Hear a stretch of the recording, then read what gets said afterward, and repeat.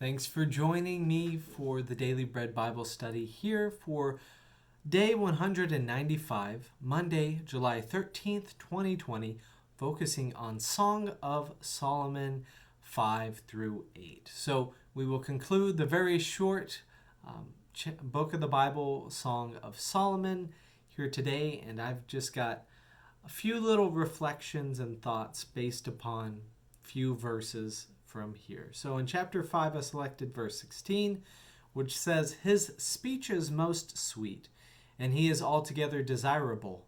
This is my beloved, and this is my friend, O daughters of Jerusalem." So having a beloved and a friend is a good thing, but it also makes addressing conflict difficult at times. So when I met my future wife in college, we used kind and sweet words with one another and enjoyed each other's presence that first year.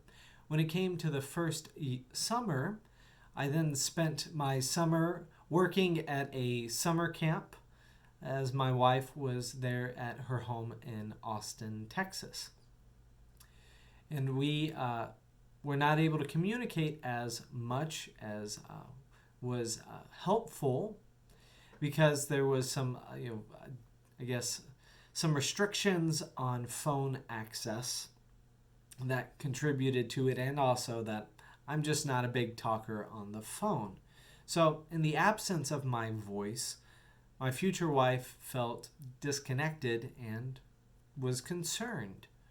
She appreciated my voice, and its absence was significant.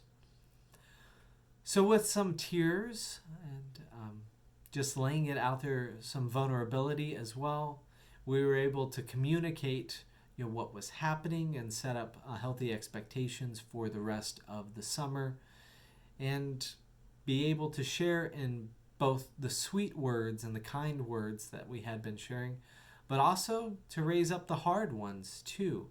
Our relationship definitely grew from just the simple infatuation where you just say all kind words and don't really address any of the conflict that you have here. So may you be able to address conflict and also keep those sweet words with one another.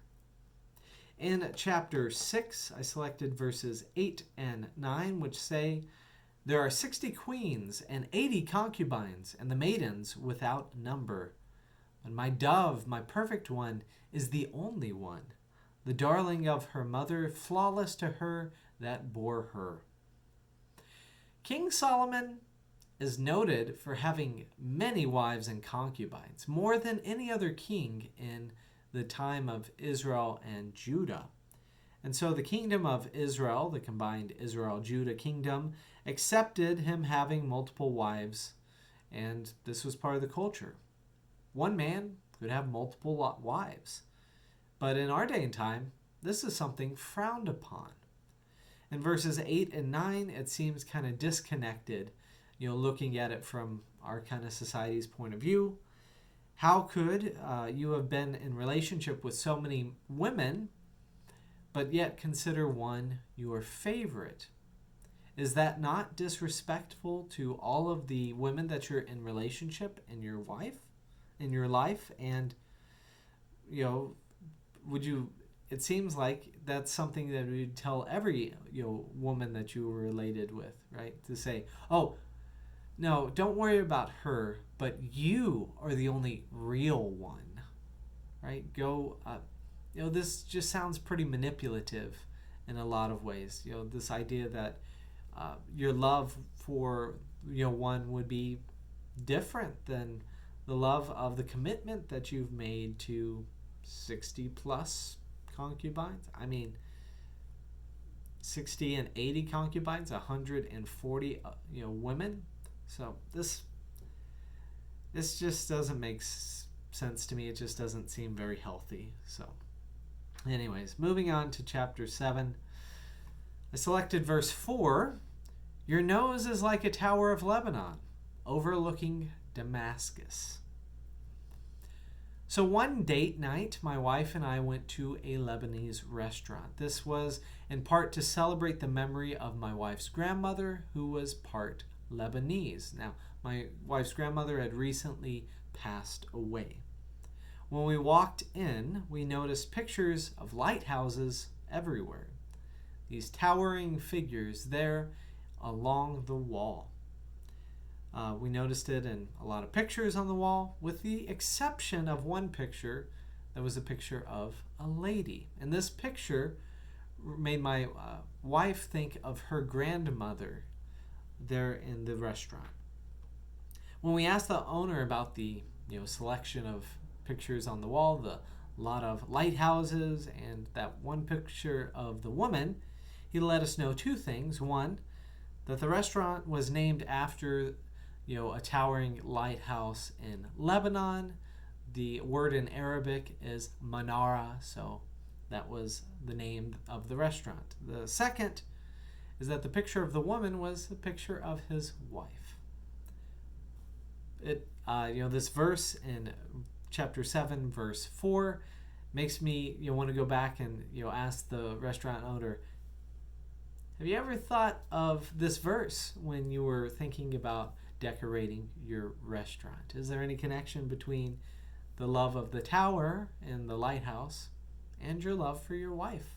So simple and kind of humorous as that. But moving on to chapter 8, here's something a little less humorous and a little bit more sweet, I would say. In verses 6 through 7, it says, "Set me as a seal upon your heart, a seal upon your arm. For love is strong as death, passion fierce as the grave. It flashes of fire, a raging flame. Many waters cannot quench love, neither can floods drown it. If one offered for love all the wealth of his house, he would be utterly scorned." So the idea here is that this type of love cannot be bought. It is a live, powerful, living, active thing that compels the world around it to be shaped. It unites people together in ways that nothing can separate.